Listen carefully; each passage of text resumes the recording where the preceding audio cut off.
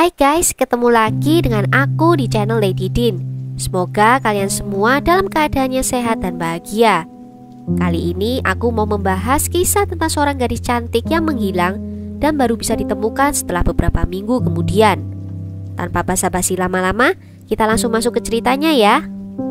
Sebelumnya, jangan lupa untuk subscribe dulu channel ini dan nyalakan lonceng notifikasinya supaya kalian tahu video terbaru dari aku.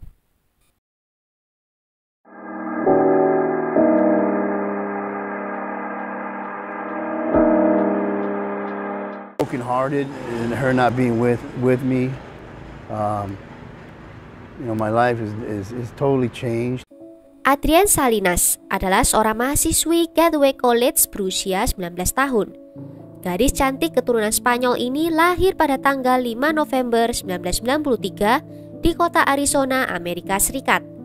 Teman-temannya menggambarkan dia sebagai orang yang paling baik dan paling manis yang pernah mereka temui.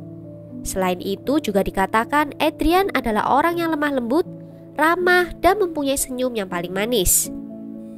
Dia tinggal di sebuah apartemen di Tempe bersama dengan dua orang teman sekamarnya, yaitu Shani Dugan dan Rebecca Flores. Adrian mempunyai seorang pacar bernama Francisco Arteaga. Selain berkuliah, dia juga bekerja, namun cuti untuk sementara waktu karena baru saja menjalani operasi di paru-parunya. Menurut kepolisian Tempe, Adrian dan teman sekamarnya mengadakan sebuah pesta di apartemen mereka pada tanggal 14 Juni malam. Pesta dimulai dari jam 10 malam dan ada sekitar 40 orang yang hadir saat itu. Waktu itu Adrian menghadiri pesta bersama pacarnya dan kemudian mereka bertengkar karena Adrian cemburu melihat pacarnya lebih memperhatikan cewek lain dibanding dirinya. Adrian dan pacarnya pun memutuskan untuk pulang lebih awal dan berencana mau kembali ke rumah pacarnya di Scottsdale. Namun akhirnya hanya pacarnya yang kembali ke rumahnya. Adrian memutuskan untuk keluar dari mobil dan kembali ke apartemennya terlebih dahulu untuk mengambil barang dan kemudian baru menyetir kembali ke rumah pacarnya. Teman-temannya sempat melarangnya untuk menyetir karena dia baru saja minum-minum di pesta itu. Sekitar pukul 4 pagi dalam perjalanan, tidak jauh dari rumahnya, dia menabrakkan mobilnya ke pembatas jalan. Dua ban mobil di sisi pengemudi menjadi kempes, tetapi Adrian bisa berhasil mengemudikan mobilnya ke Jalan Brown. Dia memarkir mobilnya di sana dan berjalan kira-kira 1 blok kembali ke apartemennya untuk mengganti pakaiannya. Kepolisian juga mengkonfirmasi kalau Adrian meninggalkan mobilnya dan berjalan kembali ke apartemennya di malam hari itu.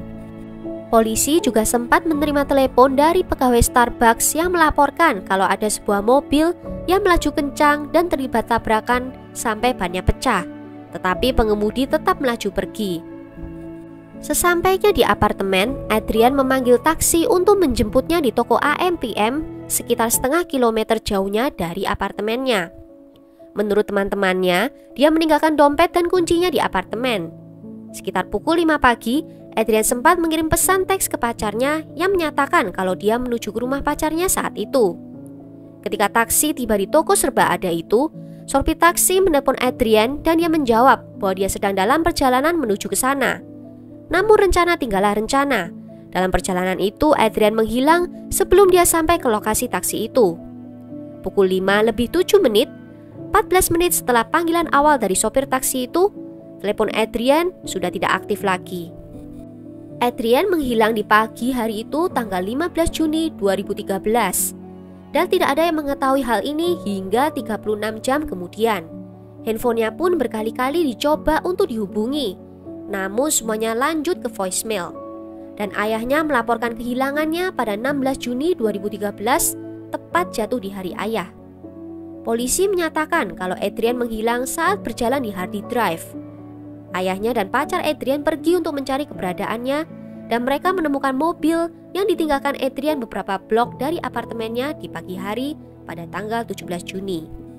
Sebuah kamera pengintai menangkap seorang wanita yang menyerupai Adrian berjalan di dekat sudut Hardy dan Universitas Drive. Dia berjalan pada pukul 4:52 di pagi hari itu. Dalam rekaman, dia tampaknya diikuti oleh kendaraan roda 4 berwarna gelap yang melewati lokasi yang sama sekitar 2 menit kemudian. Kendaraan itu tetap tidak dapat teridentifikasi. Catatan dari handphone pacar Adrian menunjukkan ada 11 panggilan tidak terjawab di pukul 4.15 pagi itu. Juga ada voicemail yang menyatakan kalau Adrian sedang dalam perjalanan ke rumahnya. Pacarnya bersikap kooperatif dan dia pun dinyatakan tidak bersalah berdasarkan catatan panggilan handphonenya. Dia juga telah melalui beberapa tes pendeteksi kebohongan selama penyelidikan. Sopir taksi juga dibebaskan dan tidak pernah menjadi tersangka. Detektif Alan Kay mengatakan dalam sebuah wawancara eksklusif di News 15, ketika Anda mempunyai kasus seperti ini, akan ada malam-malam di mana Anda tidak bisa tidur. Anda hanya memikirkan kasusnya, seperti apa yang seharusnya kami lakukan atau apa yang dapat kami lakukan lebih. Pada bulan Juli 2013, hujan deras mengguyur kota Arizona. Saluran air di kota yang biasanya kering, namun berkat hujan deras menjadi sungai lumpur yang meluap. Pada 9 Agustus 2013, warga dari Apache Junction, Dan Kelly, memutuskan untuk memeriksa propertinya setelah banjir itu. Di sanalah dia menemukan sisa-sisa dari tubuh Adrian yang sudah rusak. Lokasinya di gurun, sekitar 48 km jauhnya dari tempat dia menghilang. Polisi percaya kalau tubuh Adrian itu dibuang di tempat lain, namun hanyut saat hujan deras di bulan Juli itu, dan terbawa sampai ke lokasi dia ditemukan.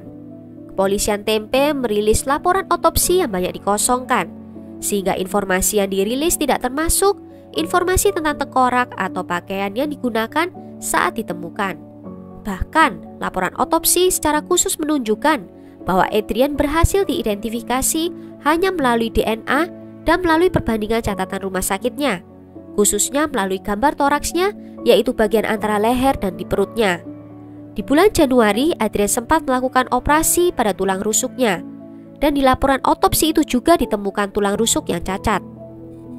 Informasi itu membuat orang curiga bahwa mungkin bagian tubuh atasnya dipotong atau karena proses alami pembusukan dan paparan air yang deras dan panas yang menyengat, atau telah hilang dimakan oleh binatang. Mendengar kasus tentang Adrian, Kina Azaria mendatangi kepolisian Tempe dan memberitahu mereka untuk menyelidiki temannya Brian Patrick Miller sebagai tersangka kasus Adrian. Brian adalah seorang pria yang terobsesi dengan steampunk. Dia menyebut dirinya sebagai zombie hunter, dan dia pernah menjadi tersangka dalam kasus pembunuhan sebelumnya.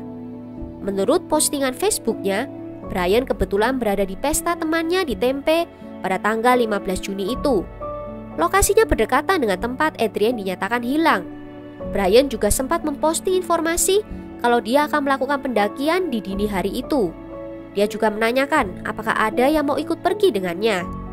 Dia juga memiliki sebuah mobil Ford Escort berwarna hitam yang terlihat mirip seperti kendaraan yang tertangkap di kamera pengintai saat kejadian.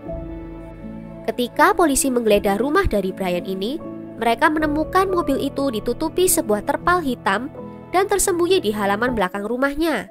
Meskipun itu bukan bukti yang kuat yang bisa membuktikan kalau Brian telah menculik Adrian. Namun ada hal yang bisa dipertimbangkan, bahwa Brian bekerja di Arizona Renaissance Festival di Apache Junction yang lokasinya dekat dengan tempat ditemukannya Adrian. Brian dulunya juga pernah menjadi tersangka dari kasus hilangnya seorang gadis di kota itu juga. Dia juga mempunyai koleksi aneh berupa foto dari tubuh orang yang sudah tidak bernyawa. Hal ini membuatnya menjadi tersangka utama dari kasus Adrian.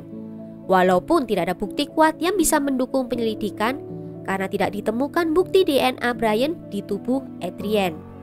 FBI pun menawarkan imbalan sebesar $20.000 atau sekitar 289 juta rupiah buat yang bisa memberikan informasi yang mengarah pada identifikasi orang yang bertanggung jawab atas kematian yang mencurigakan dari Adrian.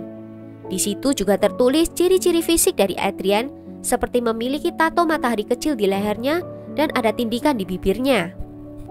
Hingga saat ini, kepolisian Tempe dan keluarga dari Adrian masih terus mencoba untuk memecahkan kasus ini dan berharap suatu saat ada bukti konkret yang akan membantu mereka menemukan pelakunya.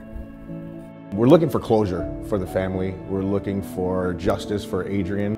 Sampai di sini dulu cerita kali ini. Menurut kalian bagaimana kasus kali ini? Tulis ya pendapat kalian di kolom komentar. Apakah memang benar Brian pelakunya atau ada pelaku lainnya yang sampai sekarang masih berkeliaran di luar sana? Akhir kata, terima kasih karena sudah nonton video ini sampai selesai. Sampai jumpa di video berikutnya. Ciao!